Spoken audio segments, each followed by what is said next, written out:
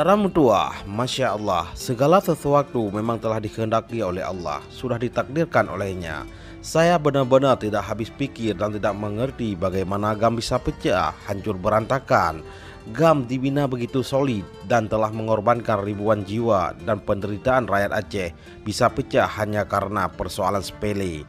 Dari persoalan sepele antara 1-2 orang yang dimulai di Stockholm, Swedia, lambat laun merembet menjadi persoalan umum dan melibatkan banyak orang di tanah air yaitu Aceh dan keseluruhan dunia di mana saja ada perkumpulan masyarakat Aceh.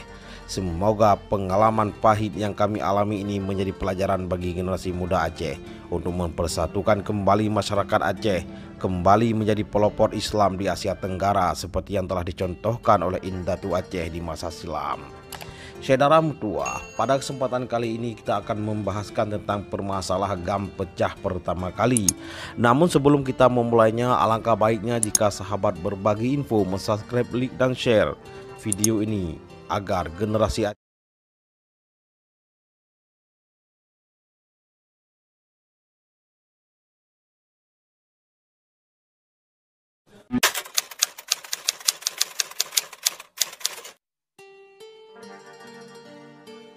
mutuah pada tahun 1985.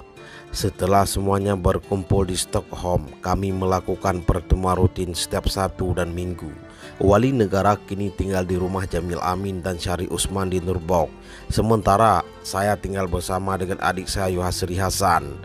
Pada awalnya pertemuan mingguan diselenggarakan di apartemen kecil di Hamdalkstad, Nursbok, tempat wali negara tinggal.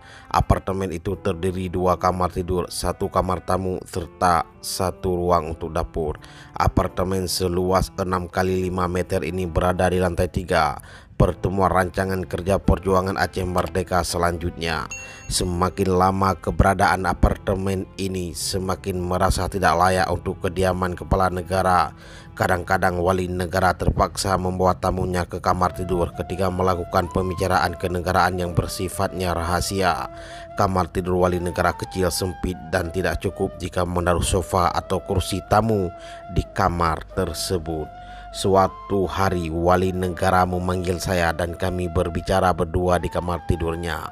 Beliau meminta tolong kepada saya secara khusus. "Hai doktor, kan kalen kamu ulun nyo hanapai sagai ke ulun tuan menyetrip ulun di sino mungkin pengulun. Hai doktor, lihatlah bagaimana kondisi kamar saya ini, sangat tidak cocok untuk saya. Kalau lama-lama tinggal di tempat seperti ini, mungkin suatu hari nanti saya akan stres," ucap wali negara. Saudara mutua, saya memperhatikan tiap sudut ruangan yang beliau tempati itu terlalu sempit dan sangat tidak cocok untuk menerima tamu. Tolong carikan sebuah rumah untuk saya yang lebih besar dengan 3-4 kamar tidur. Kalau boleh sebelum keluarga dokter datang, sebaiknya kita tinggal bersama. 1 rumah seperti dulu karena akan memudahkan pekerjaan saya dan lebih mudah dokter membantu saya kapan saja. Tidak perlu datang dari tempat jauh dan menyediakan waktu khusus. Di samping itu kita ajak seseorang yang belum menikah tinggal bersama kita untuk membantu memasak dan membersihkan rumah, pinta wali negara kepada saya.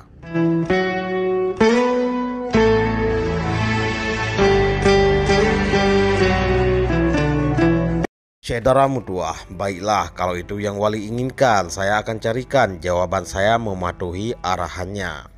Saya menghubungi kepala pegawai rumah sakit Hugi yang menyediakan rumah-rumah untuk pegawai rumah sakit di depan Hudige Hospital. Ini merupakan salah satu rumah sakit pendidikan dokter terbesar di Swedia. Kepala pegawai rumah sakit Hugi membantu saya mencarikan apartemen dengan 4 kamar tidur. Saya menandatangani kontrak sebuah apartemen dengan 4 kamar tidur. Sepulang kerja, saya menemui wali negara untuk menunjukkan surat kontrak apartemen yang baru saya tanda tangani. Wali negara menyambut gembira, wajah beliau tampak bahagia, tersenyum dan berseri-seri. Beliau merencanakan pindah ke apartemen itu pada Sabtu depan dan meminta saya menyewakan truk untuk mengangkut barang-barang beliau. Setelah bertemu wali negara, saya pulang ke rumah dan menceritakan kepada Yuhasri bahwa saya akan tinggal bersama wali negara untuk memudahkan dan membantu beliau dalam hal administrasi kenegaraan. Sabtu pagi, tiba-tiba wali negara menelepon meminta saya datang ke rumahnya sesuai dengan rencana beliau untuk pindah. Hari itu saya menanyakan apa saya perlu membawakan truk. Jangan dulu, datanglah sendiri saja. Ada hal yang harus saya sampaikan, ungkapnya melalui telepon. Saya tiba di apartemen wali negara. Dari depan pintu yang sedikit terbuka, saya melihat Syahbudin sedang mengemas buku-buku dan beberapa kardus. Setelah mengucapkan salam, saya menanyakan apakah wali negara ada di kamar. Beliau mendengarkan salam. Syahbudin mempersilakan saya masuk karena wali negara sudah menunggu. Saudara Medua, oh doktor, Katro, Nutameng. Oh dokter, sudah datang, silahkan masuk. Saya mendengarkan suara Tengku Wali memanggil saya dari arah kamarnya. Saya masuk kamarnya dan duduk berhadapan dengan beliau. Alahai dokter, lun kaji pemalele saudara lun. Siatnyo bengeh katruh Dr. Zaini, Tengku Sarung, Tengku Daud Husin keno baklun. Gejaba ultimatum gepegah menye lun minah dari rumahnya Dr. Zaini, Jamil, Syarif dan Ampun Sarung putuh saudara dengan lun. Temalom dat Dr. Zaini gekun getebiat dari Aceh Merdeka. Wahai doktor, saya sudah dipermalukan oleh saudara saya pagi ini. Dr. Andes Zaini Abdullah, Tengku Sarung dan Tengku Daud Husin menyumpahi saya membawa ultimatum. Kalau saya pindah dari rumah ini, Dr. Andes Zaini Abdullah, Jamil Syarif dan Tengku Sarung memutuskan tali persaudaraan dengan saya. Kemudian Dr. Zaini Abdullah menyatakan akan keluar dari Aceh Merdeka. Saudara Mutua, wali negara mengucapkan kalimat-kalimat itu dengan sedikit gemetar, begitu serius dan tergugah. Saya kaget luar biasa bagaimana mungkin masalah ini menjadi rumit karena wali negara ingin pindah ke rumah yang lebih nyaman, lalu mereka memutuskan tali persaudaraan, bahkan keluar dari Aceh Merdeka. Saudara Mutua, saya bingung. Apa mungkin wali negara belum menyampaikan kepada Dr. Zaini Abdullah dan teman-teman lainnya seperti Jamil dan Syarif tentang rencana ini? Jika sekalipun wali negara tidak memberitahukan kepada mereka, itu pun bukan menjadi masalah karena ini merupakan kemauan wali negara sendiri, bukan keinginan saya ataupun siapapun. Sikap ini tentu kurang bijak jika mengultimatum kepala negara. Saya tidak akan percaya begitu saja tentang hal ini jika bukan wali negara sendiri yang menyampaikan kepada saya bahwa dirinya diultimatum oleh keponakannya sendiri. Lun hanjit han payah lun dengar dan pertimang narit awaknya ke soal rumah yang ban lih ne kontrak di drone akan tapike prakiban tak selesai akan tabah dalam rapat minggunya. Saya tidak mungkin tidak mendengar pernyataan mereka untuk masalah rumah yang sudah dokter sewa. Nanti kita pikirkan bersama bagaimana menyelesaikan. Bahasan ini akan kita bahas dalam rapat minggu ini, tambah wali negara.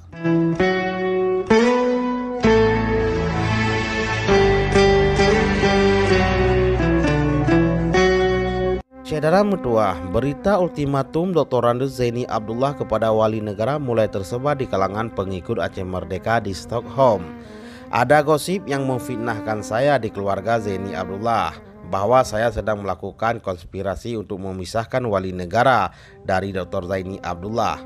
Pengikut Aceh Merdeka tahu bahwa Dr. Andes Zaini Abdullah dan wali negara memiliki hubungan kekeluargaan selain hubungan perjuangan di Aceh Merdeka, walaupun ikatan kekeluargaan ini sebetulnya agak jauh. Gosip yang tidak menyenangkan itu semakin melebar dan menghembus tidak tentu arah.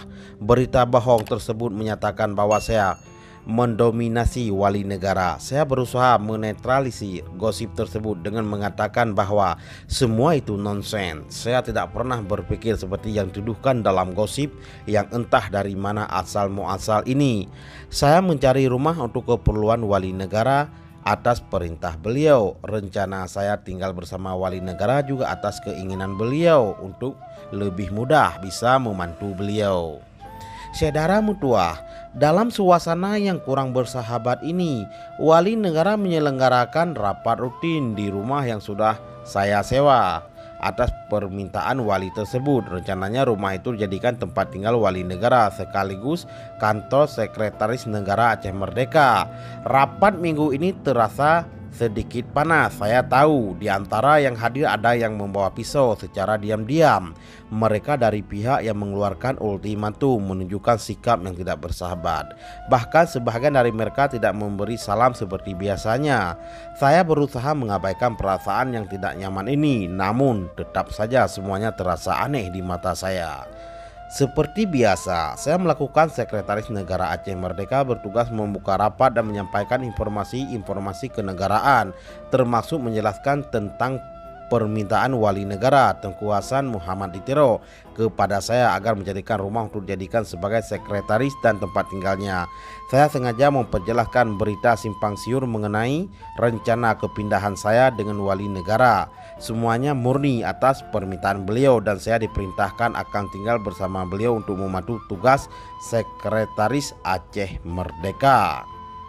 Maka atas permintaannya saya menyewakan apartemen di Flemingburg, tempatnya di depan Hudege Hospital.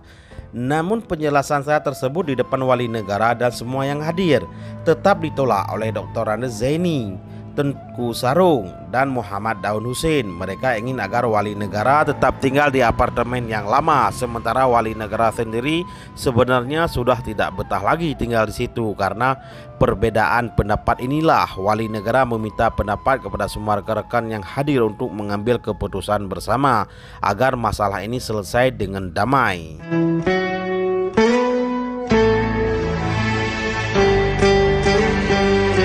Saudara mutua, keinginan wali negara untuk tinggal di tempat yang baru telah menimbulkan pro dan kontra peserta rapat saat itu, sehingga wali negara meminta pengambilan keputusan secara voting. Ternyata dalam pemungutan suara ini hasilnya seimbang, setengah setuju dan setengah menolak. Berikut ini 8 suara yang setuju. Jika wali negara pindah ke apartemen baru, yaitu mereka menyetujui. Inilah nama-nama orangnya: DM Ali Taib, Tengku Anwar Amin, Yuhasri Hasan, Saiman Abdullah, Usman, Tengku Jalil Ismail, Tengku Hasan Ibrahim, dan saya. Sedangkan 8 suara lainnya yang menolak wali negara pindah ke apartemen, yakni Dr. Randes Zaini Abdullah, Daud Husin, Yusuf Daud, Zakaria Saman, Tengku Sarung Samidan, Syahbuddin Abdur Rauh, Jamil Amin, Syarif Usman. Saudara mutua, karena hasil pengungutan suara berjumlah sama, saya menyerahkan keputusan akhir kepada wali negara untuk memutuskan pindah atau tidak. Namun betapa kagetnya saya saat mendengar jawaban Tengku Hasan Muhammad Ditiro. Di luar dugaan saya mengatakan bahwa beliau tidak dapat mengambil keputusan. Dalam hal ini saya tidak dapat memberikan suara dan tidak dapat mengambil keputusan. Terserah kepada keputusan bersama, ucap Tengku Hasan Muhammad Ditiro di tengah-tengah suasana yang semakin memanas. Sikap wali negara ini tidak seperti wali yang biasanya saya kenal, karena saya melihat wali negara sedikit gugup dan wajahnya terlihat pucat. Sepertinya wali negara telah mendapat tekanan yang keras sebelum beliau datang menghadiri rapat rutin hari itu. Tiba-tiba Dr. Randes Zaini mengangkat tangannya seraya berkata dengan lantang, "Saya menambahkan suara istri saya di rumah." Begitu mendengar ucapan Dr. Randes Zaini, maka jelaslah sudah bahwa dalam pengambilan suara ini terlihat sengaja dipaksakan agar keputusan akhirnya mengikuti keputusan Dr. Randes Zaini, yaitu wali negara dan tetap tinggal di apartemen Jamil dan Syarif. Suatu veto yang tidak boleh diperbincangkan lagi. Saudara mutua, setelah Dr. Randes Zaini menambahkan suara untuk istrinya, semua yang hadir langsung diam dan merasakan sikap arogansi dan pemaksaan kehendak dari Zaini agar mendapatkan suara terbanyak. Setelah mendengar ucapan itu, sebenarnya semua yang berkeluarga bisa saja menambahkan suara istri dan anak-anak mereka meskipun tidak hadir dalam rapat. Dengan kata lain, bukan hanya yang hadir dalam rapat itu saja yang boleh memberikan suara, tetapi semua rakyat Aceh berhak memberikan suara, apakah diperlukan sebuah kantor sekretaris negara atau tidak.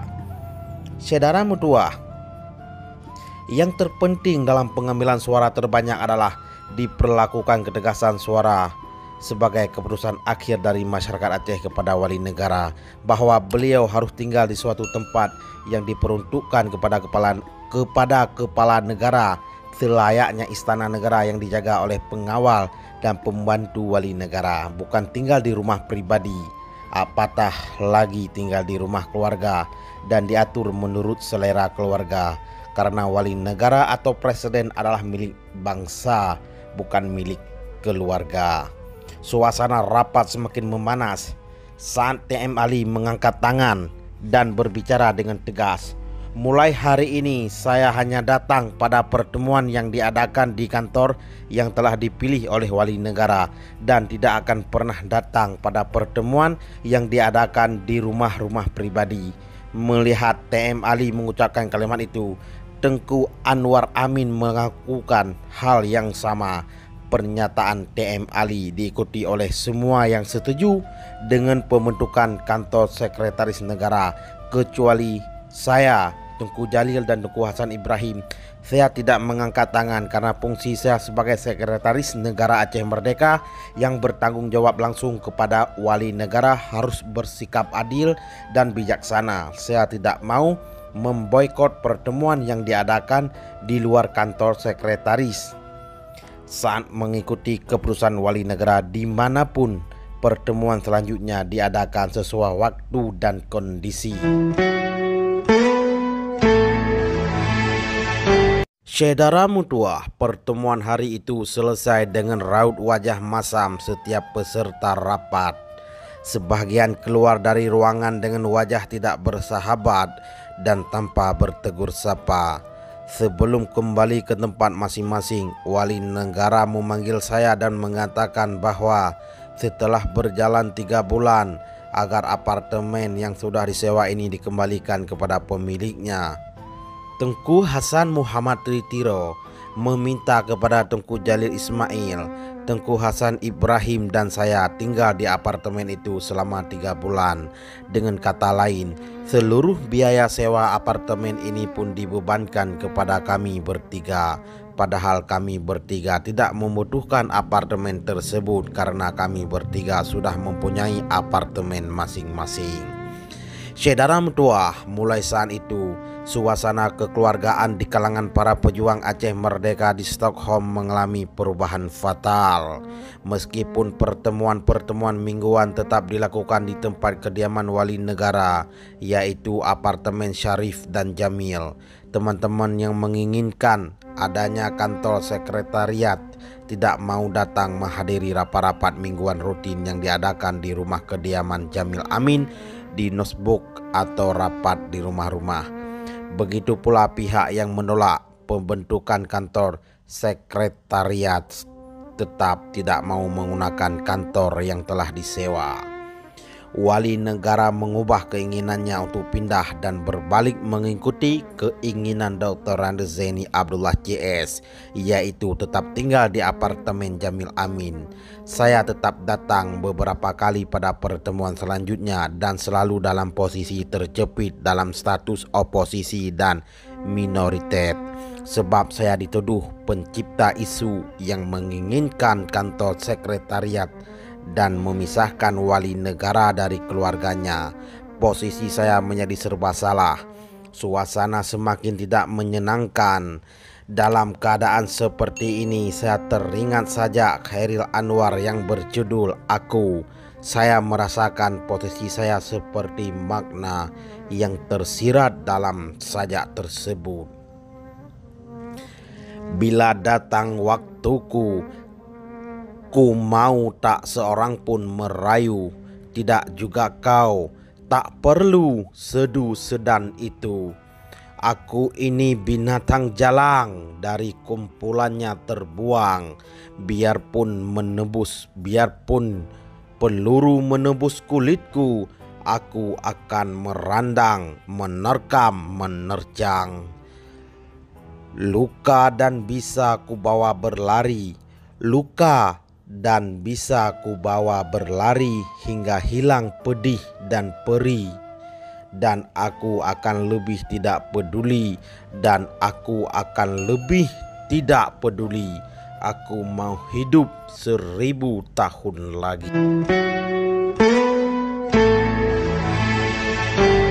Saudara mutuah, di tengah-tengah kesibukan dan pro kontra para pejuang Aceh Merdeka, saya mendapat kabar bahwa keluarga saya dalam perjalanan dari Medan Penang menuju Kuala Lumpur. Saya meminta Zulkarnain Lotan yang membawa keluarga saya untuk langsung segera menghubungi kantor UNHCR di Kuala Lumpur. Namun Zulkarnain mengatakan ia sedang menuju ke Singapura menemui Malik Mahmud. Karena di Malaysia tidak ada yang mengurusi kasus keluarga saya di UNHCR Kuala Lumpur. Alasan Zulkarnain membawa mereka ke Singapura karena di sana ada Malik Mahmud. Zulkarnain sepertinya khawatir jika harus mengurus sendiri di UNHCR Kuala Lumpur, sementara ia tidak bisa berbahasa Inggris. Padahal saya sudah katakan padanya tidak perlu takut karena di UNHCR memiliki juru penerjemah bahasa. Saya meminta Zulkarnain segera menghubungi UNHCR Kuala Lumpur, tapi percakapan ini terputus dan besoknya saya mendapat kabar bahwa anak dan istri saya sudah dibawa ke rumah Malik Mahmud di Singapura. Zulkarnain tidak tahu bahwa saya dan Malik Mahmud berbeda pendapat tentang UNHCR sewaktu saya di Kuala Lumpur. Sekian dan terima kasih. Mohon maaf atas segala kekurangannya. Wallahu a'lamu bishawab. Wassalam.